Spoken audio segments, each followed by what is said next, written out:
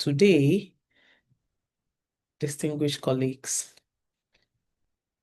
is a day that we remember the fallen women in the mining industry. Today is the day that we commemorate with the women who have lost their lives.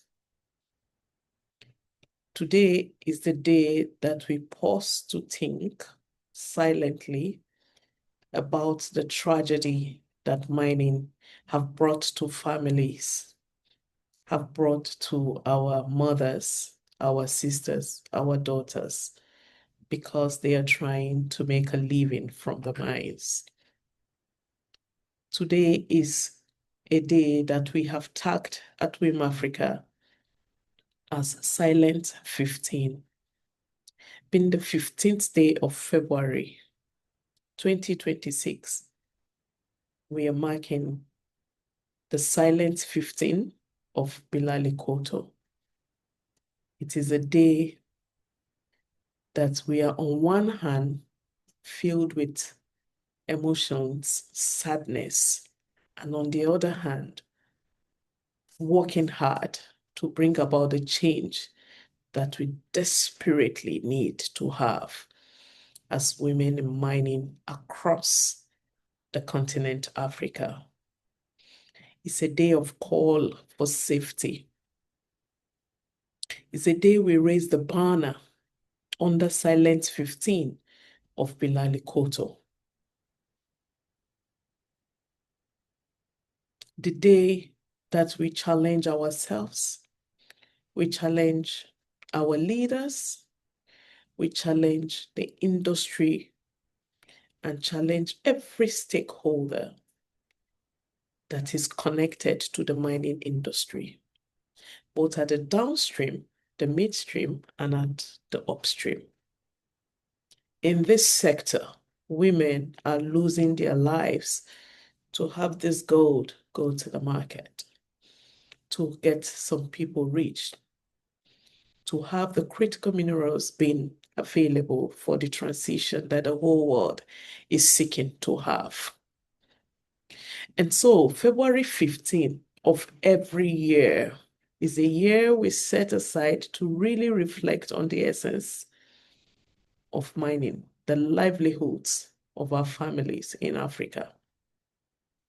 By way of reminding us, on 15th of February 2025, more than 48 people lost their lives in Mali, Bilalikoto precisely, in a preventable artisanal mine collapse.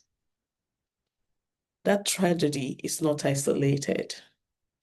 It happens all across where mining happens in Africa.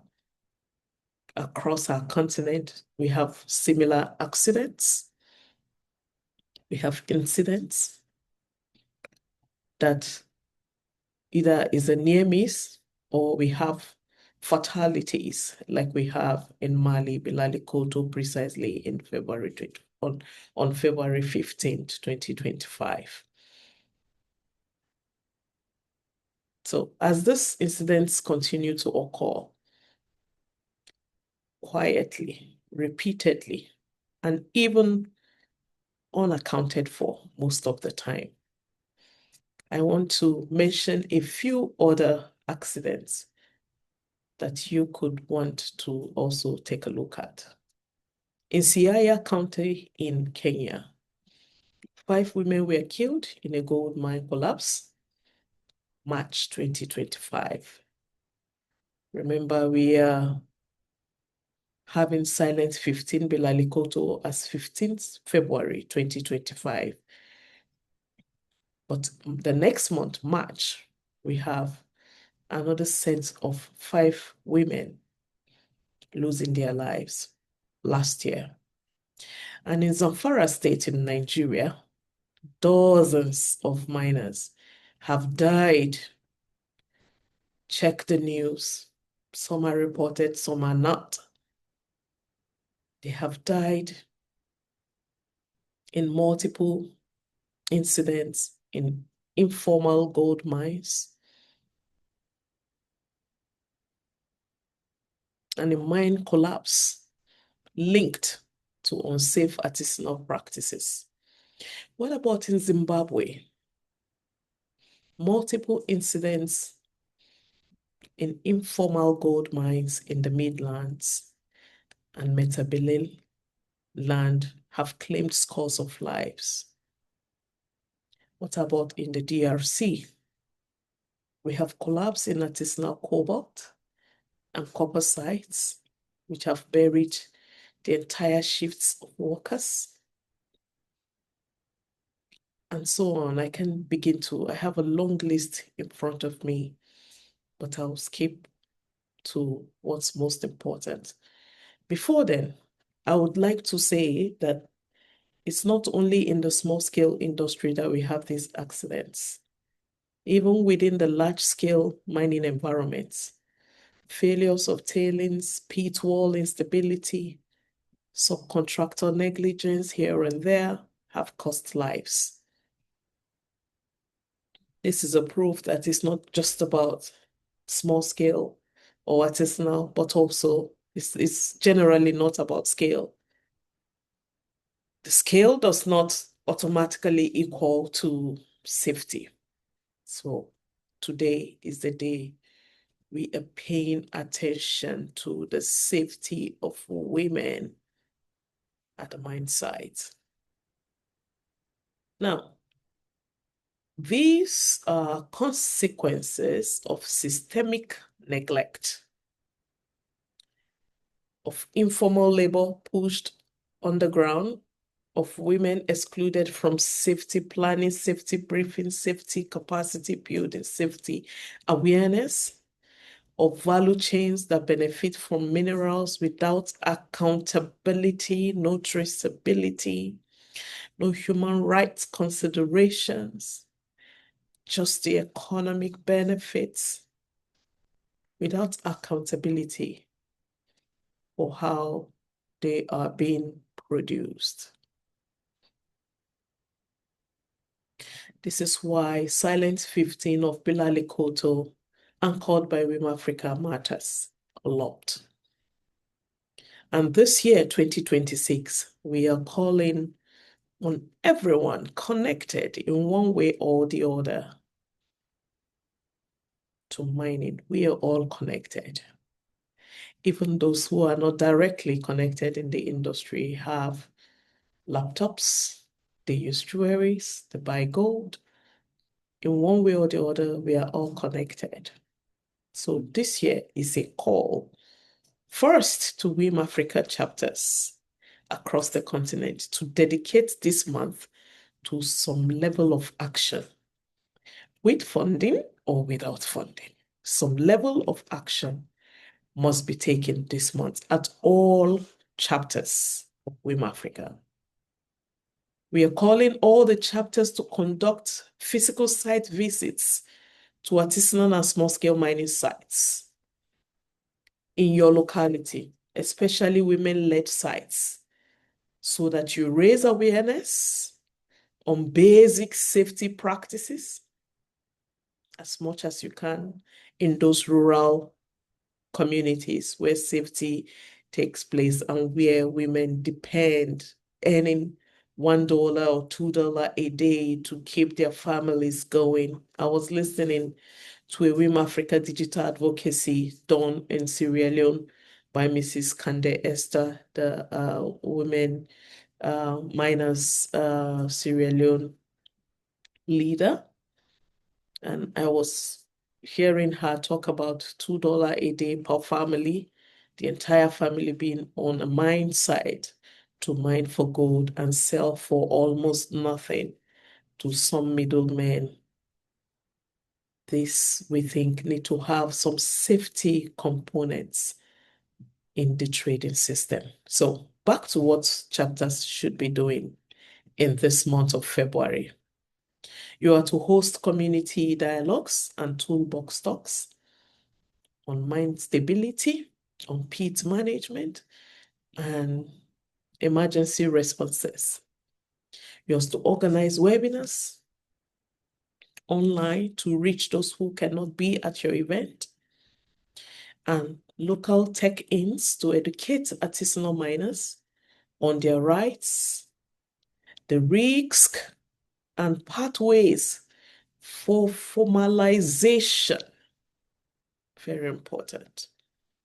All chapters are to document unsafe conditions that they observe at this mine site and elevate the evidence, not rumors, not unverifiable claims, statements, but we need some evidence flowing out and being posted on your chapters regarding poor safety systems across the mine sites, small and artisanal mines, most especially where we have the predominant deaths happening in the past years in Africa.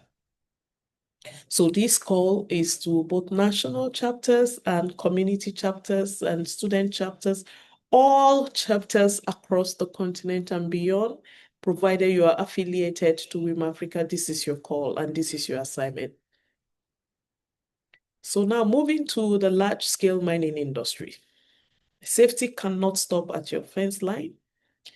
Your ESG commitments must extend into the artisanal ecosystems that surround your concessions. I have worked in over 100 licensed mine sites, and I have worked in another over 100 artisanal mine sites. I have related with so many communities regarding their community development agreements, and that safety consciousness, I tell you, all across is absent 70% of the time. So, to the licensed large-scale industry players, safety does not just stop along your fence. It extends to the communities. It extends into the artisanal ecosystems that surround your concessions as well.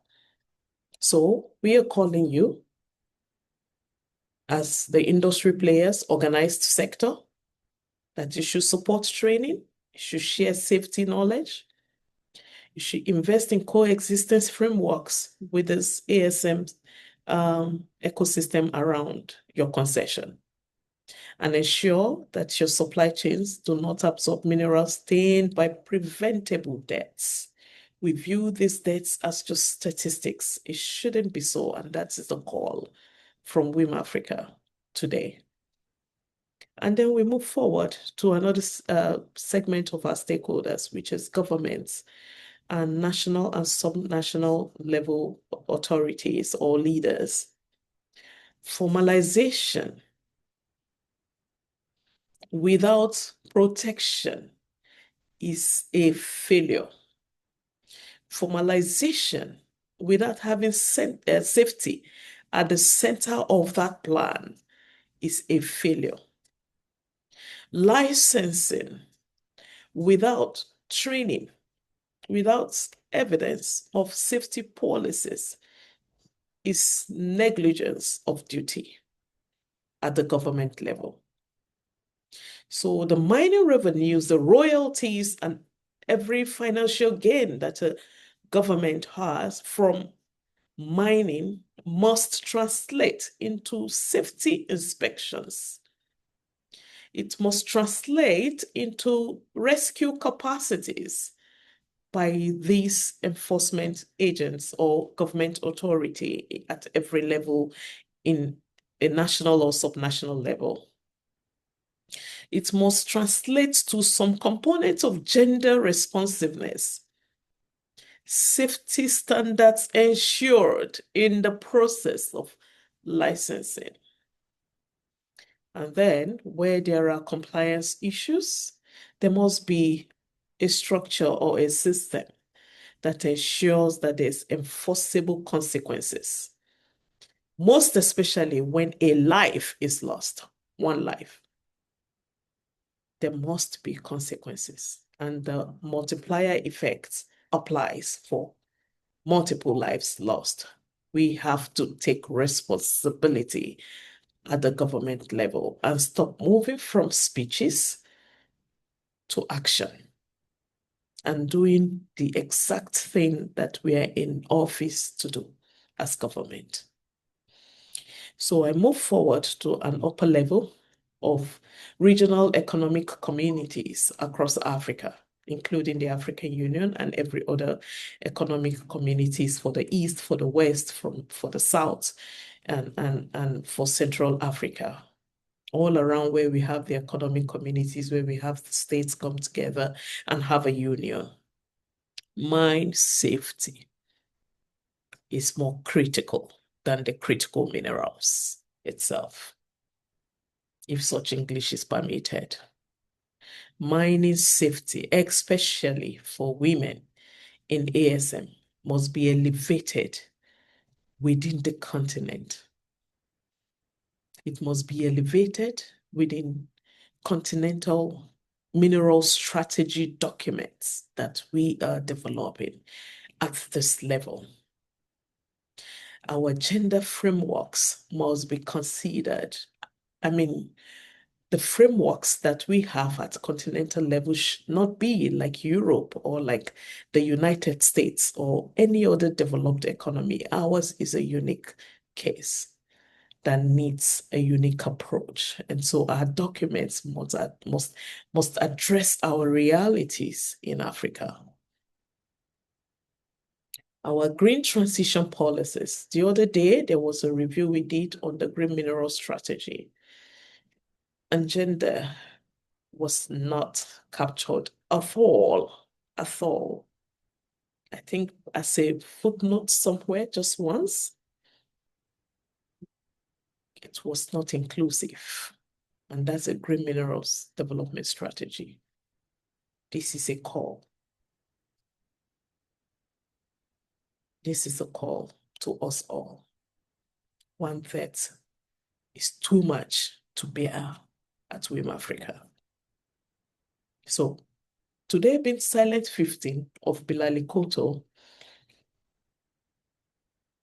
is crucially saying silence at this level of the African Union or the continental platforms or the regional economic communities perpetuates invisibility on the ground. And we need things to change in this direction. So I moved to the women in mining organizations all across the continent and the civil society. Regarding the Silent 15 of Bilalikoto, we all must move beyond networking events into protection of our fellow women. The most vulnerable of them are the PIDs. We must move beyond the flamboyant advocacy into monitoring real-time, on-site, what is going on, the deaths we are recording every month across the continent. We must move beyond statements and having fancy meetings and events all over the continent into systems. We must create workable systems that keep our women alive, that keep them alive for their children, that keep them alive for a long time to take care of their families while they struggle with poverty at that level. This is the call to us, the civil society today, regarding mine safety. Safety at our mine sites where women are found doing the needful to feed their children and husbands. And then I move forward to buyers, refiners, financiers, dealers, exporters of mineral commodities from Africa. If you're buying gold, ask where your gold, your cobalt, your lithium, your gemstone, ask where it comes from. And at what human cost is this commodity of interest? Ask questions about ethical sourcing. We have diverse standards internationally regarding ethical sourcing. Ask questions. This is not optional. It is a duty that you ask these questions. Today, 15th of February, we are calling for this. Annually, we are remembering this.